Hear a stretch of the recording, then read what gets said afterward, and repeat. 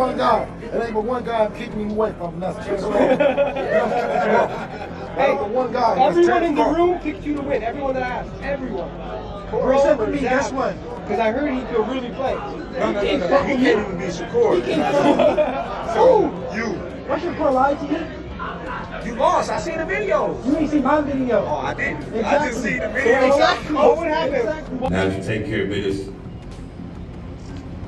how does you with Devin Haney in? How does that fight go? The knockout. Say this. Devin Haney being at 147, he called Devin Haney out. What do you think about that fight if it's 1 or 2 fights away? It's kind of a tough fight right now because Devin Haney is right back at the top of his game. Devin showed that the weight loss was probably causing him to not have as good punch resistance, and it also probably wasn't causing him to have as much power or explosiveness as he has. He showed tremendous power, tremendous punch resistance in that fight against Norman, and for him to do that means that the weight was probably an issue.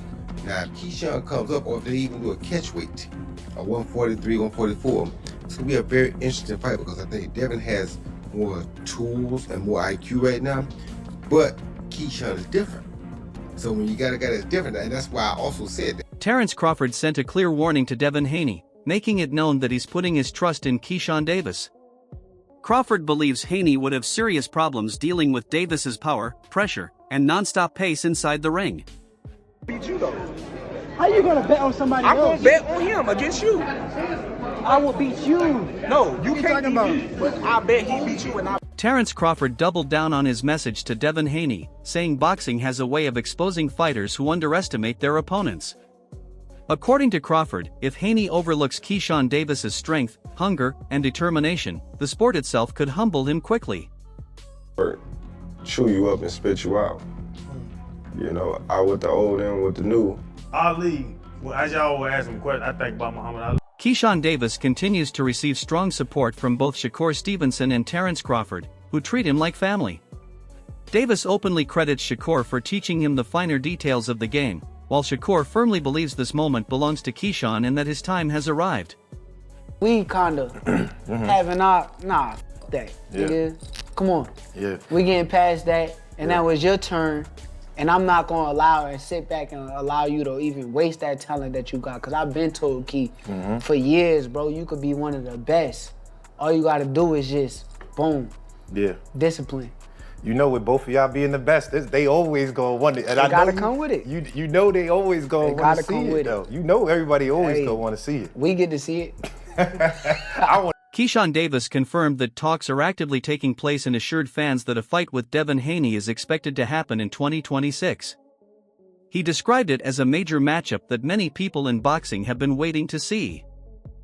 Let's do it. You know, I know he's dealing with some legal issues. I don't know what happened. He said he had to turn himself in, but I believe he tweeted like, Keyshawn, let's do it. I mean, he said that? Yeah, but he tweeted like something like that. Yeah. Well, you know, Bill was in my DMs. We already was talking about it, honestly, before he even hit the media, so I know it's going to happen in 2026. And you're good going straight to Devin in your first fight at 47? If it make money, it makes sense. Right, 100%. Obviously, I want to get your take on your brother, Shakur, dominant. Roy Jones Jr. shared high praise for Keyshawn Davis, pointing out the level of opponents he has already faced.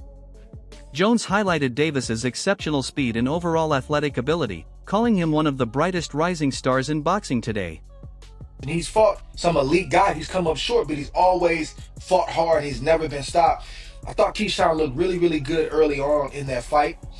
He looked very poised, and Jermaine was fighting a fight that you typically don't see him fight. Jermaine is known for being very physical, very rough, and he's gonna make it dirty if he has to. He was laying back, and it looked like he was allowing Keyshawn to take some ground and get established, but then Ortiz flipped the script. It changed the game plan. He started to get into his normal bag of roughhousing and making things dirty. And I said, man, I like that. I was telling Shakur, I was in the locker room watching. I said, I like what he did right there because he went away, let you get comfortable, and then he said, no, here I am. I'm going to be the guy that you actually thought you was going to be fighting, but I'm not going to do it in the first round. You saw Keyshawn have to make some adjustments. Roy Jones Jr. also offered advice, suggesting that Keyshawn Davis would benefit from taking 1 or 2 more fights before stepping in the ring with Devin Haney. Jones believes this approach would help Davis gain even more experience and sharpen his readiness. You understand me? So you gotta have that intangibleness about him, where he can be a different guy when it's time to be a different guy. You can never count him out. However, if I were pushing Keyshawn, I would have another fight or two before I fight Devin, just for experience purposes. And if I was Devin, I would try to jump on it right now before he gets those couple fights, because the more experience he gets, the harder he's gonna become to beat. Yeah, that's gonna be a tough fight, you know, for Keyshawn Davis. And I think in many respects, Devin Haney too. You can't take Keyshawn Davis light. He can really fight. He's really like that. The weight difference is a concern, and it's a fair question. Is he ready now? Is he ready a fight or two from now? But that's the fight, really. If you really want to scream, I'm back. That's the type of fight that you want, because obviously it's in the Turkey Al-Sheikh universe, and that's a fight. Greg Hackett gave his honest perspective on a potential showdown between Keyshawn Davis and Devin Haney, explaining why boxing needs fights like this. Hackett said matchups between elite fighters raise the level of the sport because both men understand each other's strengths and weaknesses, which increases the pressure and excitement. He emphasized that fans want to see the best fight the best, mentioning battles like Haney versus Shakur Stevenson, Haney versus Teofimo Lopez, and now Davis versus Haney. According to Hackett, these fights separate true elite competitors from B-class and C-class opponents, who simply cannot keep up either physically or mentally. Fights like that is because there's things each one of them know about each other. They know that those are great fights. We need those fights. We need those fights. We need the Dev and Shakur. We need the Dev and Tio. We need the Africa and Shakur, the Africa and Tio. Then we need the Gary Antoine mixed in there. We need the Lamont Roach mixed in there. It's a lot of guys. The Abdullah Masons mixed in there. It's a lot of guys we need mixed in there. You know what I'm saying? These are the fights we need. Those other guys, the B-class, C-class guys, they can't keep up with them, either physically or mentally, or both together. They can't keep up with them. You see it. What kind of message do you think Keyshawn, made it in possibly the 40 to 47 division, beating Jermaine Ortiz the way he did? I mean, I don't know. 47 is a different division. Hackett also discussed Davis's recent victory over Jermaine Ortiz, noting that it was impressive at 140 pounds, but moving up to 147 will present a new challenge. Even so, Hackett does not believe Davis is too small for the division, pointing out that fighters often appear much bigger on television than they do in real life. For him, the biggest concern is whether Davis can remain consistent and composed as he continues to rise. With his talent, background, and hunger to succeed, Hackett feels Davis can compete at a high level, and a fight with Haney would be exactly the kind of elite matchup boxing needs. Is he too small for 147? He looked good at 40. No, I don't think he's too small. These guys only look real big on TV. When you see these guys in person, they don't be that big. You know what I'm saying? So he's not too small, no. The thing is, with Keyshawn, can he keep it together? Can he keep it together mentally? If he can keep it together mentally, then we see great fights out of Keyshawn. If he do that he say he been doing, which I don't know if he was lying or not, saying that he was drinking and camp and shit like that, I don't know if that's true. I don't know if it's a lie. I don't know if it's, if he was telling the truth. I don't know. But if he could keep it together mentally, then we see great fights out of Keyshawn. Say Keyshawn Davis and Devin Haney happen next. Who would you favor? An analyst recently weighed in on Keyshawn Davis's bold statement that no one can defeat him from 140 to 147 pounds. Davis has made it clear that he wants to fight Devin Haney and then move up to welterweight, a division many believe is lacking excitement right now. The analyst explained that the welterweight division is currently dry, with few fresh matchups available. Fighters like Ryan Garcia, Mario Barrios, and others are already tied up, leaving the division in need of new energy and new storylines.